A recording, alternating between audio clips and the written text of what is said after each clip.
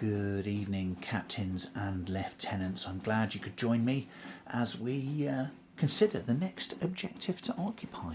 And to that end, I'd like you to go and take this ruined farmhouse. Very important that you get in there and secure it before the enemy put their beady eyes and indeed machine guns in its direction.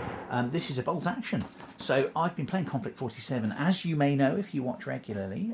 Bolt action, a very closely linked system that Conflict 47 evolved from, and hopefully I'll be playing some bolt action soon as well. So I am keen and interested and intrigued in that. I got this from guys that game, and yes, 28 to 32 millimeter. You know, that kind of scale. And although it's made for bolt action, of course you could use it in anything. You could have a person with a musket fighting over it, or indeed a futuristic star warrior. Maybe a planet out there that's kind of not evolved into its science fiction element yet. So yeah, let's have a look at this before we get in. Look at the back. I do like some history. I do like to know a little bit about the stuff that I'm making and playing with. So this is a French stroke European, and can actually cover quite a range of time, as illustrated by the two pictures at the bottom. Some Russians there marching through and taking that position. So it's all wrapped up. However, will I get into this fine piece of protective barrier? I don't know. What do you think? I know. I think we'll have to use Caliburn. Oh yes. Oh yes. Where should we go from first? I think there's a little dip here. It's been in my bag, and there we go. Yes, the box was in good condition when I put it in. I promise. It's been squishing it in my bag on the way home. There we are. Oof. Super. A crinkly bit of paper there. Get rid of that in a nice environmental fashion. Oh, great care. Great care indeed. So let's get in. Not opened one of these from this firm before, so I don't quite know what to expect. Sprues is what I feel straight off. Yes, sprues. Ooh. So construction required here. Nothing else in there. No, great. I'll lean that up against the the sea wolf there. Very good. Ah, it's been packed by someone special, has it? So thank you to Vaz for putting that in the box for us. And brilliant. We've got two sprues. So which one should we go for first? We'll go for this one first. Brilliant. Marvellous. So the first sprue we're going to be looking at, kind of the big, this looks like the big side of the house that most of the stuff's going to hang on. I think we're going to be starting here, put it that way. Chimney breast there. That'll be going on the side there. I can only imagine. I'm just guessing at the moment, so apologies. And there may be variation that you can put into this because there are so many bits to it. Hard plastic, softish. I don't know if I explained that very well. Not weak in any way, just a plastic that will, I think, melt okay under the glue and go together positively and easily. But as I say, not weak or thin or anything. It is nice and substantial. We've got this kind of, what's this? An architrave? I don't know what it would be called. But the bricks on the corner, essentially, that hold everything together when you're building a house. And they look like they're going to be the bracket between one wall and the next wall. I'm guessing that's how they're going to work. Brilliant. So that's the start. Then the second sprue there. Marvellous. So another major part, maybe another side of the main structure, perhaps. Again, I'm just learning at this stage.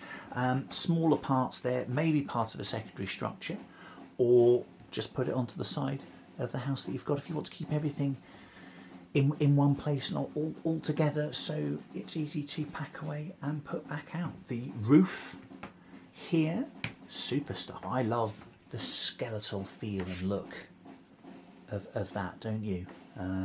Very thematic, a lot of feel to that. And these little bits here, I don't quite know what these are for. They've got right angles on them, so I imagine they're good for just scattered terrain. Maybe they're part of the structure to help me make the house up, or maybe you can put them at the corner of a square if you're basing. So if you're using a card base or a MDF base or whatever you use for your terrain piece, these would make a great corner section, wouldn't they? So that it would look more natural rather than just having kind of a right angle card edge. So maybe that's what they're for. So very pleasing on first look. Let's see if we can put it together, shall we? Super.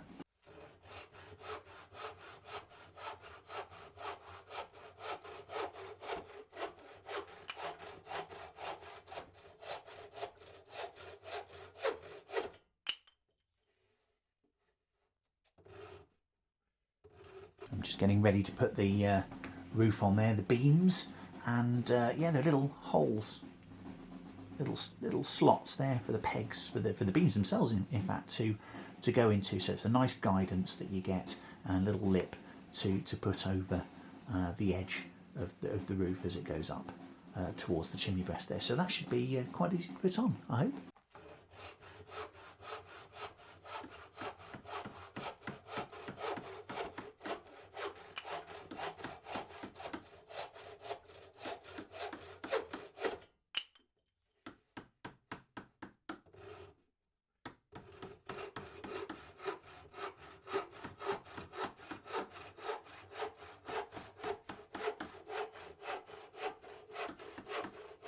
And as I'm moving on with the build, I'm getting a better view of what these do and are for. I think they're also for buttressing the internal right angle of the building to make it a bit more secure and robust. So if you put one inside, we'll try it in a little while, you've then got support from the ridge there on the outside and on the inside as well, which just gives you a stronger angle, doesn't it? I don't know if there are enough here to do all of those angles, because you'd need 1, 2, 3, 4, 6. Actually, yeah, I think there are 6 angles here, so that might work. But on the demonstration on the box, you do see these attached to the outside of a wall kind of randomly, as well as just a nice looking piece. So let's have a little go. I'll use a couple and see if it works. There we go. Yes, I'm going to say that worked. So look, we've got the arrangement under there. That's now buttressed against both of the sides, giving a lot of support, because that's just on the end there, isn't it? So I guess that's prone to breaking normally, and that's got a lot more support now.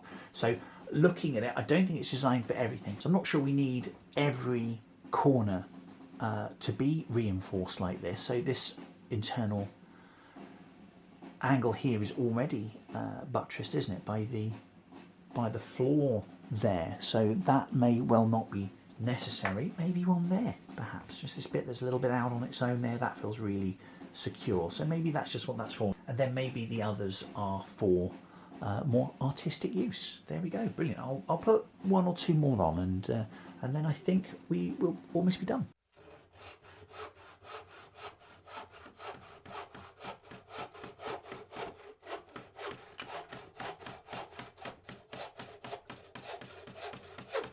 So all put together, and I'm sure you will do a much finer job than I when you're constructing yours. I've put a few models there just to give you a sense of scale. My Warlord ones there, and my little Rubicon Jeep there that I love so much, and I think it's time to put some paint on, don't you? Marvellous. There we go, done to my very basic standard. A little bit of scale there provided by the gent who is keeping watch at the window. I love the brickwork, the stonework, and the bits of plaster that are still on the outside of the wall. So that was fun to deal with. A few more bits to put together than I normally experience on scenery as well. So I enjoyed that as well. More of a modelling project than just getting a bit of scenery and spraying it up. So I enjoyed that. Also hasn't lost durability. I think it's quite robust. There we go. Doesn't fall apart. There we go, yeah, I think that's really good.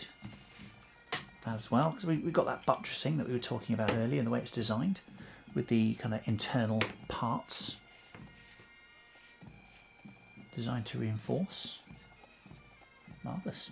And as you approach a defended position, remember, it's not always about the ones you can see. No, indeed. It's the ones that are hidden that you should really be aware of. Take care, everyone. Bye.